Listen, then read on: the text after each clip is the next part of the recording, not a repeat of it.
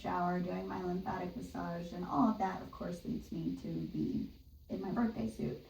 So, and when I've got a thought process, especially when I'm doing this, I'm not going to be recording myself. I'm just going to voice record myself. So here we are. I want to talk about some signs of narcissism that someone may miss or bypass or ignore because they're wearing their rose-colored glasses.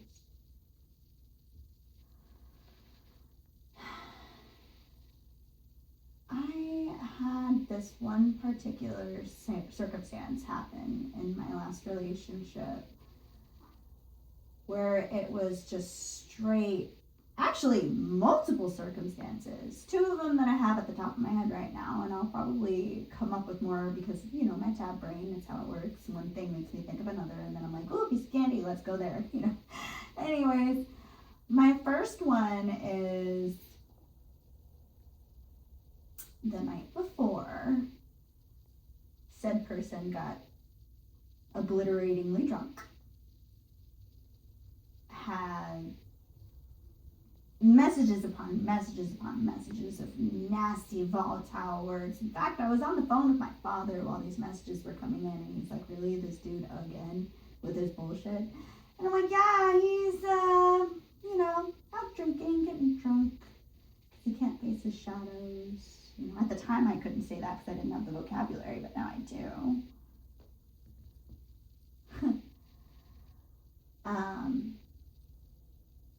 But literally what was happening was he was deflecting or projecting his shadows onto me because I had called him out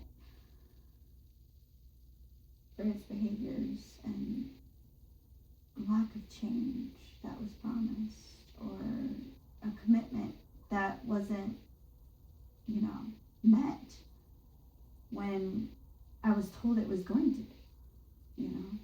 I'm the type of person that I trust somebody and believe their word until I figure out the pattern of inconsistency in their actions. Now, the very next day, actually the morning after, you know, because we lived together.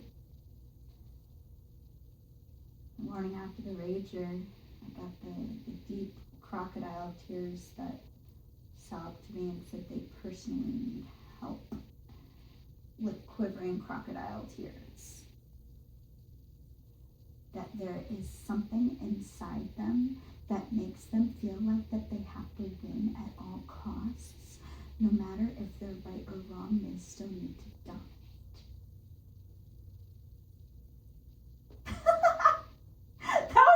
Told straight to my face.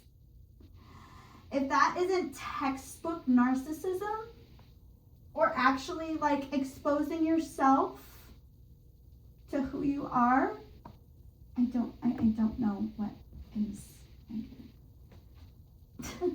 But at the time, because you know I'm an empath, I care, and if somebody's crying towards me,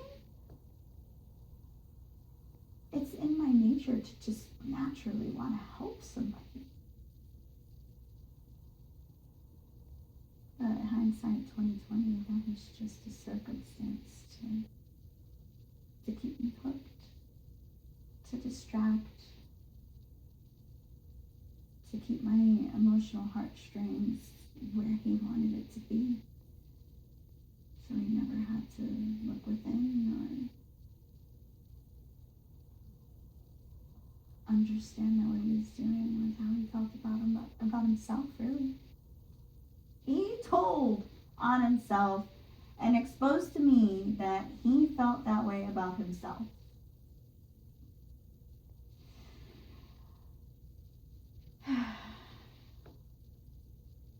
Another circumstance, and this one's kind of painful, but it's part of my healing journey to share it, you know. It's part of my justice.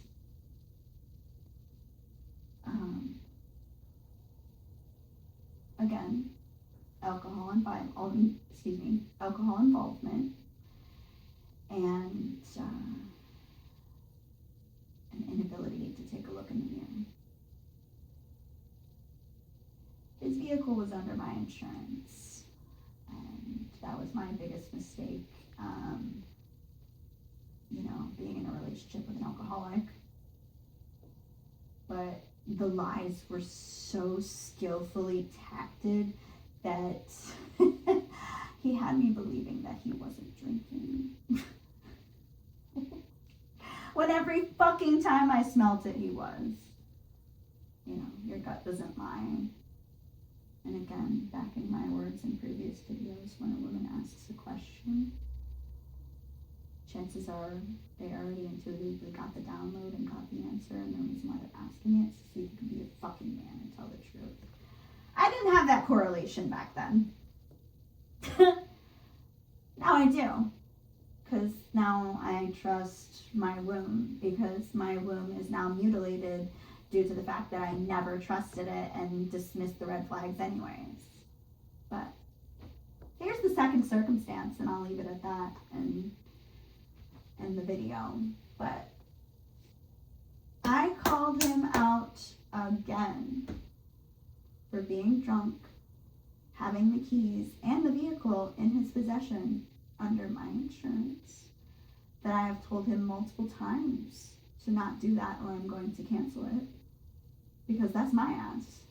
Why do I have to hold the consequences for your mistakes? Say it were to be a legality situation. So, me holding a boundary or trying to place a understandable human need and boundary in place,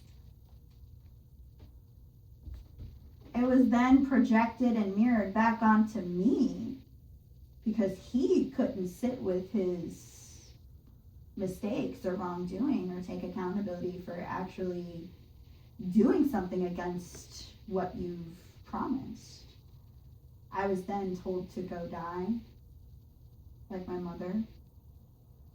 I was told to go die, essentially like my ex-boyfriend. Two very wounding traumas that have happened to me. And my cats were brought in too. He threatened to use all three of them as shark bait because he's, a shark fisherman, or says he is.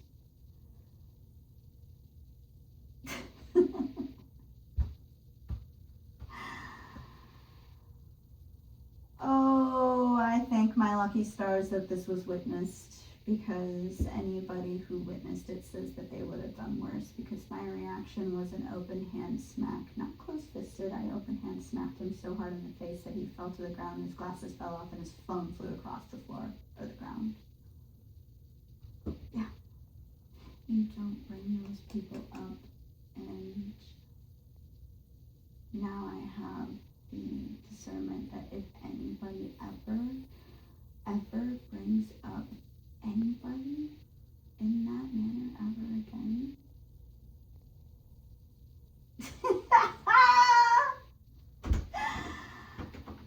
you're dead to me.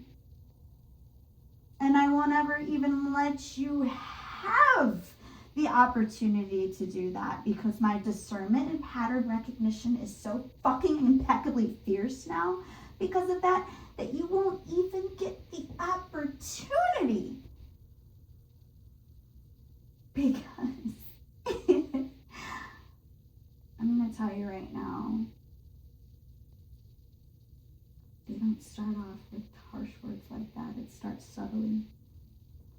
In my previous memos, we're going to call it, have kind of got connected to those very subtle starts.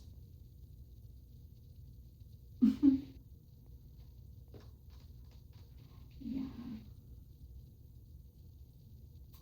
Us empaths are done. We are awakened. And we fucking had it with your shit. And I'm looking forward to living a life where we dismantle them, we expose them, and we show the world how love really is supposed to be.